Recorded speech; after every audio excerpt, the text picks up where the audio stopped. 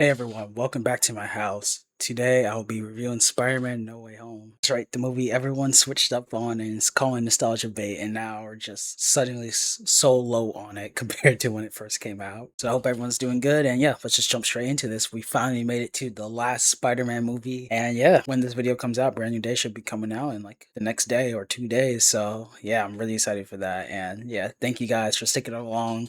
If you watched all of these, what, 8 Spider-Man movie videos. I appreciate it. And I'm sorry for bombarding you guys with all these Spider-Man videos so frequently, but after Brand New Day, it's just gonna be back to my regular schedule. One video a week that's really well made and consistent. And yeah, back to No Way Home. Going into this, my main takeaway from this is honestly people are hating on this movie a bit too much. Like, yes, nostalgia plays a factor and sure, but people are saying like the movie has like no plot whatsoever. But I think the plot is actually really good. And more so, not even just the plot, but like the characters. Like Peter's character arc, this entire movie was just great to watch. And, similar to the last two movies, we see him balancing that responsibility again, but not just because of him, but because of mysterious things, how it's affecting his friends and stuff too. So he's trying to be fair to both himself and his friends too. So I think that was a really cool balance to see him go through that again. Yeah, we even see that with Doctor Strange underestimated Peter, like forgetting that he's a kid, but at the end of the movie, shows him that he can still take responsibility and be mature and stuff like that. And it's just really great to see that from Peter. And,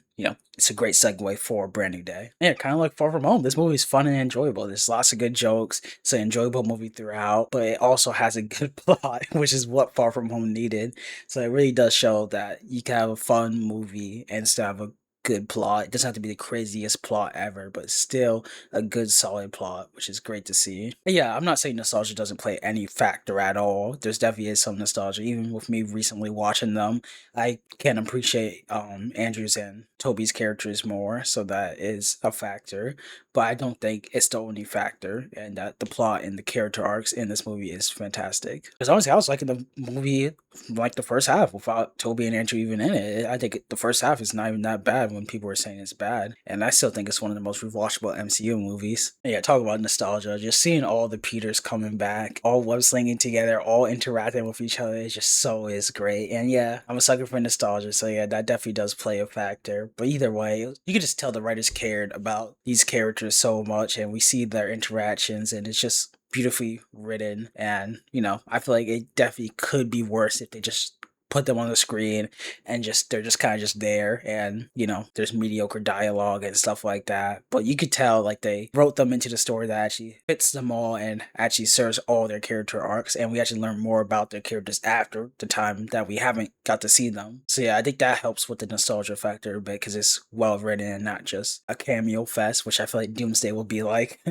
And continue with that, dude. They did the same with all these villains. Like, we actually get villains that didn't get like a conclusion because they kind of just died, and we get the tying that loose end from the previous movie. So I think that is also great. Just seeing how these characters interact with their respective Peter Parker and just getting that closure from each of those characters was really nice to see. And honestly, that really did help boost up the movie for me because it was just great. It just the small details like that just show like the writers care and stuff like that. I just love seeing stuff like that. And of course, we gotta talk about Tom's act, and he was incredible, especially during the Aunt May death scene. It's such a great scene, so emotional. I cried during it, and yeah, I think that's the first time I cried in all of Tom's movies. So definitely an emotional thing. And yeah, I'm hoping we get more scenes like this in Brand New Day because this is just so great. And yeah, it just took us such a dark turn, and we actually get to see Tom, deal with some serious consequences because we didn't really get to see this before. It's more just inconvenience things that were just happening to him, nothing substantial that would ruin his life. So I'm really excited to see how this impacts him in Brand New Day. And then finally, the ending, as we all know, is peak. Just how much else I could say about it. Everyone loves the ending of this. Um, and it definitely helped develop the MJ relationship this entire movie, and then the ending just makes it so much more impactful. I just really love this ending so much. I think it's one of my favorite movie endings of all time, and Yeah, I don't care if that's glazed or not. Yeah, keeping this short, my overall rating for this movie is a 9 out of 10. This is like a low 9, like 8.7, 8.8 range. And yeah, that's mainly because it's just the writers caring so much, like it not just being nostalgia bait. We also just get these villain conclusions. Like they didn't have to do all that extra stuff. So I gave them a bit of extra credit for that. But overall, the plot is decent. It's nothing too crazy. And it's pretty fun and enjoyable. And yeah, the ending and Toby Andrew stuff really do help this movie a lot. So that's why it's a bit higher for me. Talking about higher, let's go into our ranking. We got all of the 8 movies so far, and obviously Spider-Man No Way Home's not bottom. Definitely better than Spider-Man 3. I already said it's better than Far From Home. That's obvious. Definitely better than Spider-Man. There's not anything too substantial in that for a Spider-Man movie. Homecoming's a bit closer, but like there's not enough highs in Homecoming. Nothing too crazy really happens. And yeah, there's some good stuff, but not as good as the stuff in Spider-Man No Way Home. And TASM, that one's a bit closer. I do think TASM has some good highs, but overall, I think the nostalgia really does help. And honestly, I was thinking about this. I think I have to put it over Spider-Man 2 just for nostalgia, enjoyment, the really good ending. Because you guys know, if you watch my other videos, I don't really like the Spider-Man 2 ending. But overall, Spider-Man 2 is definitely a way better written movie than No Way Home, like not even close.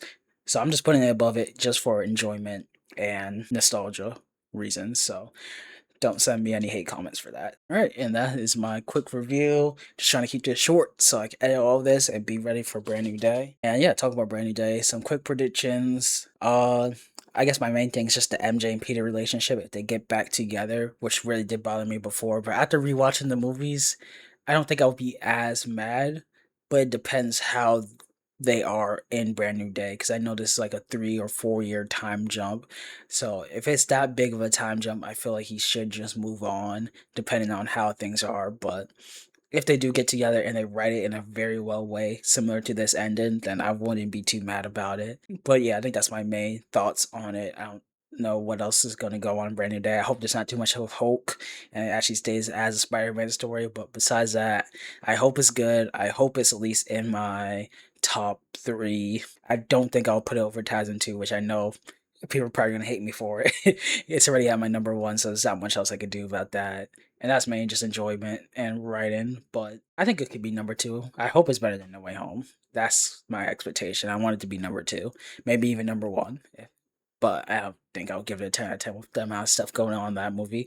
I hope it's not like a Tasman 2 Spider-Man 3 thing where there's just so much happening in the movie. But yeah, you guys probably heard that a lot of times, so I'm not going to go into that. But yeah, I hope you guys enjoyed. We are done with the Spider-Man movies other than Brand New Day. That'll be going back to my regular schedule. The next video after Brand New Day would be Avatar Aang review, and then I'll probably just jump back into my Disney movie review. So I hope you guys enjoyed that, and yeah, hope you guys have a good one. And yeah, by the time this comes out, Brand New Day is like tomorrow, so I hope you guys are seeing it in theaters and are enjoying it. I'll see you guys on the next one.